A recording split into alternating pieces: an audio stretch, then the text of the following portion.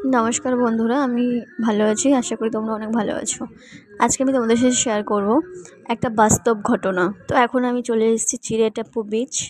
তো এখানে আসার পরে আমার মনে হলো যে আমি অনেক ভিডিওতে দেখেছিলাম যে কোনো সাগর বা কোথাও মানে কোনো জলের কাছে রাম রাম নামটা লিখলে সেখানে নাকি সেই নামটা জলে ডুবে যায় না, সেই মানে তার একটু আগে পর্যন্ত জল এসে থেমে যায়।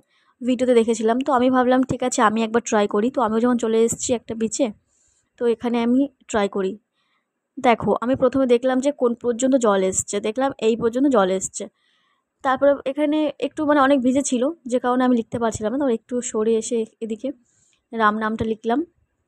আমি অনেকের মুখে শুনেছি, অনেক ভিডিওস দেখেছি, কিন্তু আমি কখনো না নিজে কখনো ট্রাই করিনি, বিশ্বাস করতাম না। কিন্তু সত্যি বাস্তব ঘটনা, এটা আমি ট্রাই করলাম, লিখলাম। তোমরাই দেখো রেজাল্ট, ফাইনাল রেজাল্ট তোমরাই দেখো।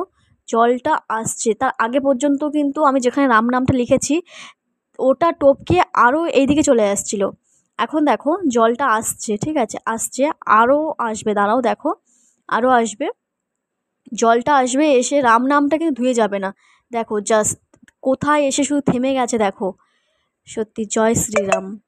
তোমরাও কখনো ট্রাই করে দেখো, অনেক ভালো লাগবে। এত মন থেকে, সিরিয়াসলি বন্ধুরা, এত শান্তি পাবে না যখন মানে এরকম বাস্তব ঘটনাগুলো যখন নিজে যখন ট্রাই করা হয়।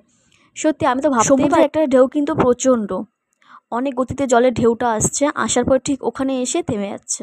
তারপরে আমি একটু ভগবানকে মানে স্মরণ করে প্রণাম করে নিলাম। আমার লেখাটা, আমার রাম নাম লেখাটা যে ধুয়ে যায়নি, আমি এত খুশি হয়েছি মন থেকে না।